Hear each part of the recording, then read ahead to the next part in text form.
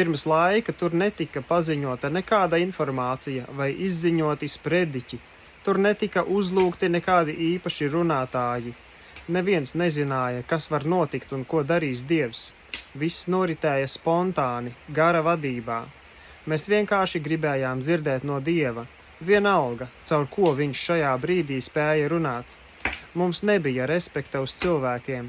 Bagātie un izglītotie bija tādi paši kā nabagie un visu atmestie. Kaut gan pirmajiem bija daudz grūtāk nomirt pašiem sev. Mēs atzinām tikai Dievu. Visi bija vienlīdzīgi. Nekāda veida miesa nevarēja pagodināties viņa tuvumā. 1. korintiešiem 1:29 atsauce. Viņš nevarēja lietot pašapzinīgos. Tās bija svētā gara sapulces, ko vadīja tas kungs. Tām bija jāsākas nabadzīgā vietā, lai cilvēki turētu sevi tālu no sautīgiem motīviem un domu līkločiem. Visi pazemībā nonāca pie viņa kājām. Viņi pat visu uzskatīja vienādi. Un visas lietas viņiem bija kopīgas, šī vārda vispilnīgākajā nozīmē. Spāres bija zemas, un garākajiem bija jāsaliecas, garākajiem cilvēkiem. Kamēr ļaudis nonāca līdz Azusai, viņi jau bija pazemojušies un gatavi svētību saņemšanai. Barība tika ielikta jēru un nevis žirafu mutēs. Visi to spēja aizsniegt. Tieši tur mēs tikām atbrīvoti no baznīcu hierarhiskā domāšanas veida un otra izmantošanas tieksmēm. Mēs vēlējāmies tikai Dievu. Kad sākumā ienācām sapulcē, mēs vairījāmies no cilvēku kontakta un sveicieniem, cik vien to spējām. Iesākumā mēs gribējām satikties ar savu Dievu. Mēs piespiedām savas kopā saliktās rokas pie sirds, lūkšanā un sastapām cilvēkus tikai garā, vairs tos nepazīstot pēc miesas. Atsauce 2. korintiešiem 5:16. Sapulces iesākās pašas no sevis, spontāni, caur liecībām, slavēšanu un pielūgsmi. Liecības nekad netika steidzinātas, un neviens neuzņēmās spriest par to saturu. Mums nebija iepriekš sagatavotas programmas, lai iespiestos laika robežās. Mūsu laiks piederēja tam kungam. Mums nāca patiesas liecības no svaigiem sirds piedzīvojumiem, citādi, jo īsākas liecības, jo labāk. Viltojumi un miesas darbība atklājās tūlīt pat un vairāk necēla savu neglīto galvu. Desmitiem vienlaicīgi varēja atrasties uz ceļiem, drebēdami zem Dieva varenā spēka iespaida. Mums nebija jāsaņem mājiens no kāda līdera, tomēr mēs arī bijām brīvi no nekārtībām. Sapulcē mēs bijām noslēgušies Dievam lūgšanā, un mūsu prāti bija koncentrēti uz viņu. Visi paklausīja Dievam, pazemībā un sirds salauztībā. Mēs godājām cits citu un otru uzskatījām augstāku par sevi. Skatīt Romiešiem 12:10. Tas kungs bija pieejams un spēja izpausties caur ikvienu. Mēs nepārtraukti lūdzām, līdz beidzot kāds piecēlās, svaidīts vēsts pasniegšanai. Šķiet, ka visi to atzina un viņam deva ceļu. Tas varēja būt mazs bērns, sieviete vai vīrietis. Tas varēja nākt no pēdējās rindas vai no priekšas. Tas nebija svarīgi. Mēs priecājāmies kā bērni, kad darbojas Dievs. Neviens negribēja izrādīt pats sevi. Mūsu domas bija tikai paklausīt Dievam. Faktiski tur valdīja Dieva atmosfēra, kas savā svētumā un bijībā aizliedza kādam patvarīgi censties sevi nostādīt citu priekšā bez patiesa svaidījuma. Tas atklājās pavisam ātri. Sapulces pilnībā kontrolēja gars un Dieva tronis. Tās patiešām bija brīnišķīgas dienas.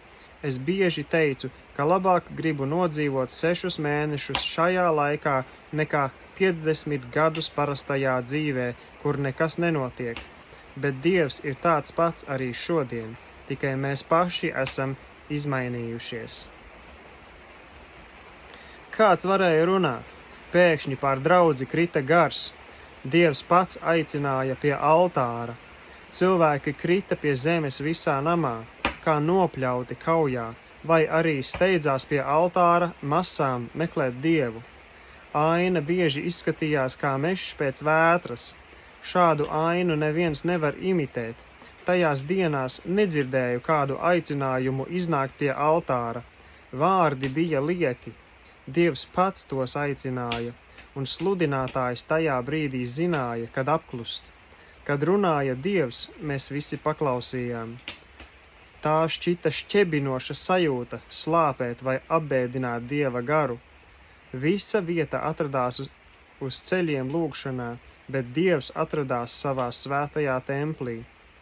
Cilvēkiem šādā brīdī bija jāapklust. Tur mājoja Šekina godība. Daži pat teica, ka esot redzējuši godību naktīs pār ēku. Es par to nešaubos. Esmu pats apstājies vairākas reizes, vairāku kvartālu attālumā no šīs vietas un lūdzis pēc spēka, pirms spēju doties tālāk. Tā kunga tuvums bija tik reāls. Dažreiz mūsu vidū bija kādi aizdomīgi cilvēki, īpaši mācītāji, kas centās paust savus uzskatus, bet viņu pūles bija veltīgas. Viņiem tika atņemta elpa. Viņu prāts zaudēja kontroli un viņu smadzenes sapinās. Viņu acu priekšā lietas pēkšņi kļuva tumšas. Bija tā, ka viņi vienkārši vairāk nevarēja turpināt. Es neredzēju neviena, kas tajās dienās varēja nostāties pretī Dieva garam. Jā, viņi bija sapulcējušies pret Dievu, sacēlušies pret Dievu.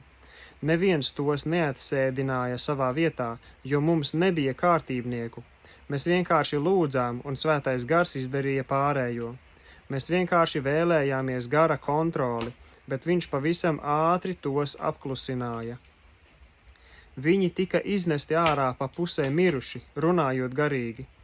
Ejot cauri savas atmaskošanas procesam, viņi ar dūrēm sita pa smiltīm, bet neko nepanāca.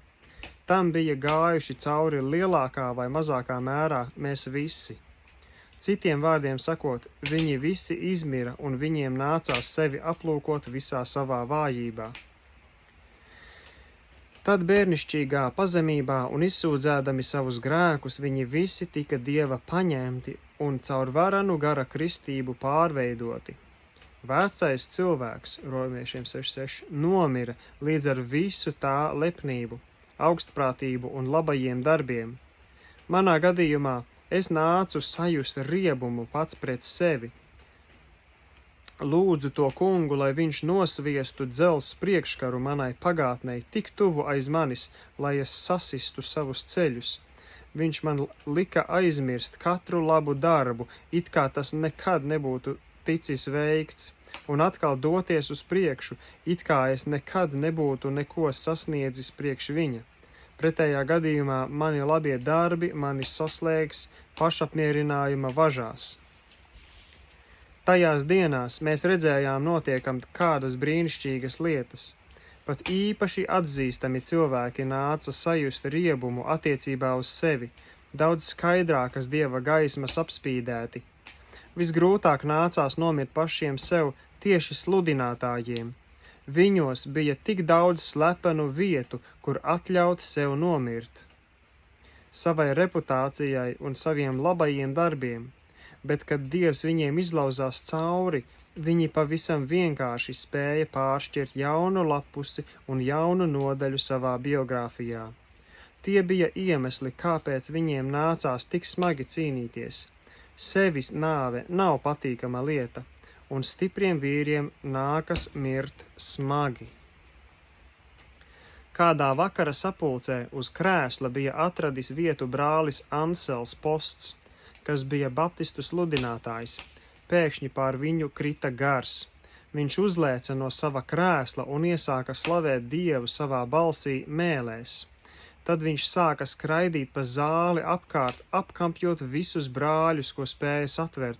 Viņš saņēma piepildījumu ar dievišķo mīlestību. Vēlāk viņš devās uz Ēģipti kā misionārs. Lūk, viņa paša liecība. Tikpat pēkšņi, kā tas notika vasarsvētku dienā, kad es sēdēju kādas 12 pēdas no runātāja, pār mani krita svētais gars un burtiski mani ierāva sevī. Man šķita, ka esmu pacelts kā orkānā, jo pēkšņi atrados gaisā, saucot Slava Dievam! Un negaidīti sāku runāt citā valodā. Es nebūtu vairāk pārsteigts un piepildīts, ja kāds man tajā mirklī būtu iedevis $1 000 000. Ansels Posts ticības ceļam.